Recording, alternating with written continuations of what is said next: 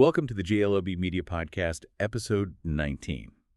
Today we're doing a deep dive into something really crucial for startups, but honestly, it often gets pushed aside. We're talking about branding. Our mission here is to unpack why so many new businesses stumble with this and how getting it right early on can actually save you a ton of money and headaches later. Yeah, it's fascinating, isn't it?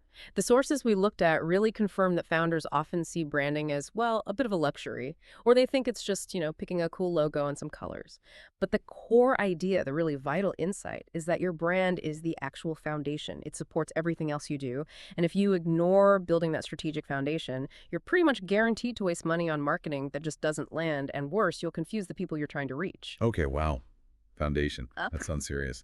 So if it's that fundamental, let's unpack the big pitfalls. What are the key mistakes, maybe the top 5, that startups need to actively avoid when they're building their company? Right. So mistake number 1 is probably the most common. Confusing the visuals, like the logo and colors, with the actual brand identity. So many think branding is just the design part. But the real fix, the essential first step, is starting with strategy. You've got to define your voice, your values, who you're talking to, your company's personality, and what you fundamentally promise them. Design then becomes a tool to express that strategy, not just, decoration. That makes a lot of sense. Strategy first. But okay, speaking of first steps, that brings up mistake number 2, waiting too long. Waiting until after launch. I can almost hear founders thinking, we're strapped for cash, we'll figure out the brand stuff once we have a product, once we hit MVP. I mean, isn't that sometimes unavoidable if you're really early, pre-seed maybe, and just trying to get the thing built? Well, it's a common thought, but the sources really push back on that. Waiting almost always forces you into costly changes later. Because a brand that's kind of messy or inconsistent from the start, that creates real damage down the line. The fix stressed in the material is getting clarity early. Even if it's just a lean brand strategy, think of it as your North Star. It helps sharpen your message and, crucially, attract the right kind of customers even before your final product is out there. A North Star. I like that. It keeps you focused. And that focus seems especially important when we hit mistake number 3. Building the brand for investors instead of actual users. You see this, right? All right. Founders get so caught up in positioning for VCs, talking scale, market size, using all the buzzwords they forget the brand needs to connect with the people who will actually use the product or service. Absolutely. If you lose that connection, that emotional resonance with the user, your growth feels hollow, almost mechanical. It's just not sustainable long term. Yeah, you need that genuine buy-in. Exactly. And that relates directly to mistake number 4, just copying your competitors. It's super tempting, right? You see someone successful in your space and think, okay, let's just do what they're doing. Yeah. But all that does is make you blend in. You become noise. You lose your edge. Completely. The fix is definitely study the market, understand the landscape, yes, but lean into your unique voice, your values, your story. That's what makes you different. That's your differentiator. Okay, unique voice, check.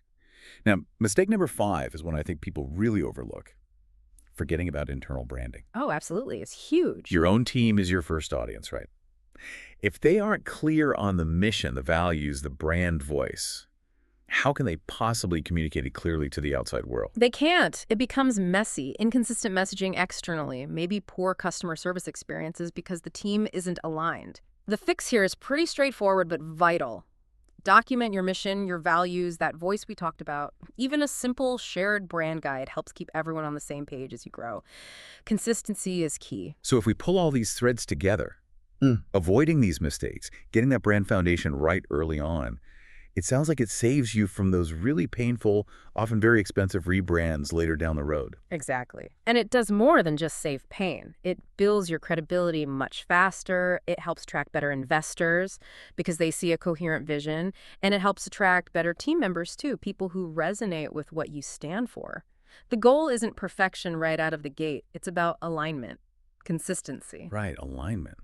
So thinking practically, if a founder recognizes this need, wants to build this, let's call it lean but powerful foundation, what kind of support actually helps them do that? And this is where the source material points to what JLLB Media offers, helping founders really nail down that mission and values piece, clearly define their target audience, build messaging that actually connects, and then develop the visual identity that truly reflects who they are. Yeah, and underpinning that ability to help is JLLB Media's own background. It's worth noting they're certified by the state of Minnesota's CERT program as both a minority-owned and women-owned business. What that signals, really, is proven experience and an ability to meet founders right where they are in their journey. Whether you're just pre-launch, you've got an MVP, or you're starting to scale, they help make that identity intentional. Okay, so the big takeaway here for you listening is pretty clear. Branding isn't just the paint job you add at the end. It's a fundamental tool for building trust and clarity from day one. Don't wait until things start feeling shaky or customers seem confused. And the source leaves us with a really potent thought. Building a brand that lets you grow with purpose, power, and clarity. Yeah. So ask yourself this seriously. If all your current marketing, your website copy, everything just vanished tomorrow, could your own team, and maybe more importantly, could your customers clearly say what your company really does and why it actually matters? That's the real test, isn't it, of whether that foundation is strong. That's a powerful question. And if the answer makes you pause, even for a second, maybe it's worth exploring that complimentary 20-minute consultation mentioned in the source just to make sure your alignment is as solid as it needs to be.